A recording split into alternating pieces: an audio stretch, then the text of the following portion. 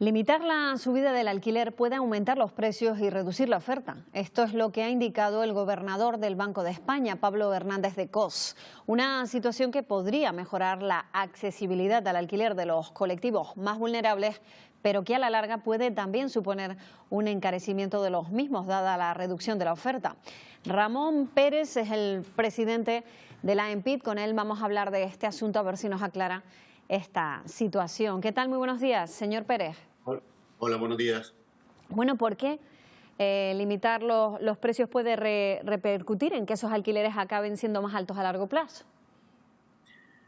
Bueno, lo cierto es que solo faltaba ya que el Banco de España lo ratificara. Llevamos diciéndolo desde hace muchísimo tiempo, que es una medida que consideramos que no es la adecuada. Es una medida que ha fracasado en otros lugares del mundo, en ciudades importantes como Londres, Nueva York, París, Berlín. La limitación de los precios de los alquileres y no ya solo la limitación, sino la intervención en este tipo de precios, lo que único que hace es efectos adversos, que ya hemos comentado en muchas ocasiones y que el propio Banco de España lo dice en su informe, como es segmentación de la población, subida de los precios de los alquileres, déficit en el mantenimiento de las casas, en fin, diferentes factores que hacen que esta sea una solución absolutamente inoperante, no sirve para nada y al final han tenido que eliminarla en zonas donde han hecho las pruebas. Claro, pasa también que no hay oferta de vivienda prácticamente, ¿no? Eso es un problema, que no hay oferta de viviendas y que la vivienda no la tiene que ofertar solo los fondos de inversión o los bancos o los propios ciudadanos, que prácticamente son los que ofertan el 70% de las viviendas que hay en alquiler en España. ¿Qué pasa con el gobierno? El gobierno tiene una obligación que además es constitucional, a la que apelan los partidos de izquierda siempre que pueden, que es el derecho a una vivienda, que consideramos que es absolutamente real y es cierto, pero el derecho de la vivienda y quien tiene que proveerla, en el caso de que sea deficitaria, no son los ciudadanos, es el propio gobierno, el gobierno estatal o el gobierno de la comunidad autónoma. Y para eso hay un montón de planes de vivienda que no se llevan a cabo, hay suelos que se podían ejecutar y poder llevar a cabo viviendas de VPO para darle cobertura a todas estas necesidades, que es real y existe, pero no hacen absolutamente nada y una vez más vuelven a hacer creer a la ciudadanía que son los empresarios o incluso los fondos de inversión o los bancos los que están eliminando esas viviendas del mercado, las que no las están poniendo en alquiler, y por eso se produce este problema de la subida del precio. Si el gobierno tomara cartas en el asunto, pusiera a trabajar a sus empresas que tienen que hacer este tipo de viviendas, como puede ser Visocan en Canarias, que es vivienda social de Canarias y que hace mucho tiempo que no hace absolutamente nada, pues probablemente estaríamos hablando de otra cosa, los precios se regularían y no habría este problema. Claro, pasa que en el caso de la vivienda pública, como usted está diciendo, el Gobierno de Canarias ha contemplado la construcción de viviendas, pero claro, eso requiere tiempo, no es algo que sea una solución a corto plazo. Bueno, tiempo ha tenido todo el del mundo.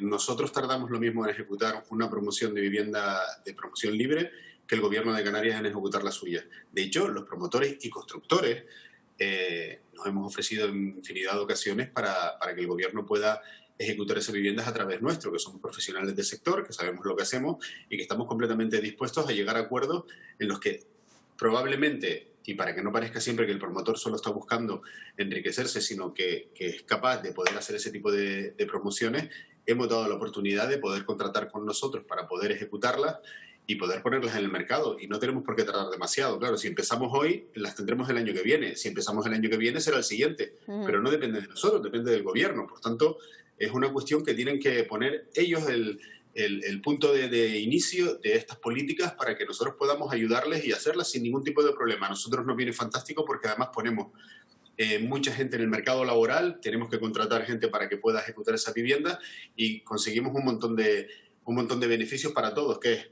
darle trabajo al sector de la construcción, que es muy importante, y además aportar esas viviendas sociales al mercado. Bueno, ya se ha implantado en otras comunidades autónomas. El Gobierno de Canarias ha puesto en marcha ese programa de vivienda vacía que garantizaría el pago del alquiler a quien alquile su vivienda durante 5 años a los dueños de casas vacías. Ese es quizás uno de los problemas también, ¿no? La inseguridad jurídica que tienen los dueños de las viviendas a la hora de alquilar. La ley de arrendamientos urbanos que tenemos hoy en día, y además que se ha modificado hace poco en lo que son el término de plazos para tener la obligación de mantener el alquiler con un arrendatario, se ha modificado hace poco, estaba en 3 años, se ha modificado a 5 años y a 7 en el caso de que sean sociedades.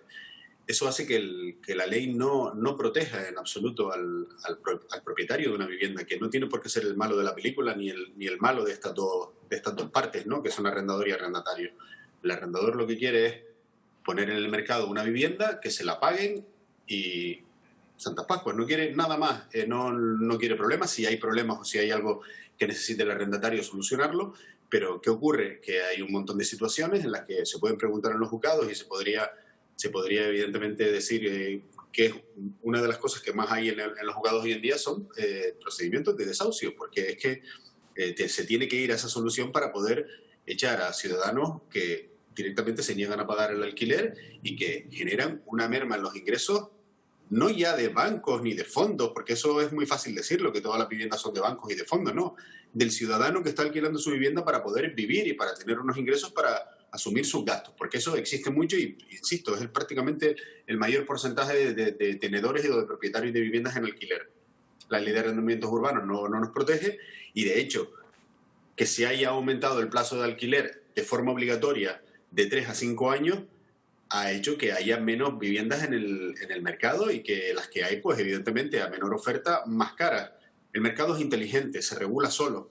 ¿Qué pasa? Que lo que hay que hacer es poner medidas para que esa regulación vaya en consonancia con los precios. Y eso es poner viviendas en el mercado, dar mejores soluciones para defender tu propiedad en el caso de que te encuentres con impago y sobre todo hacer vivienda social. La vivienda social, insisto, el gobierno no puede responsabilizar a nadie más que a ellos mismos de que el mercado del alquiler esté subiendo porque no pone viviendas en el mercado. No puede obligar a los demás a tomar medidas que ellos no toman.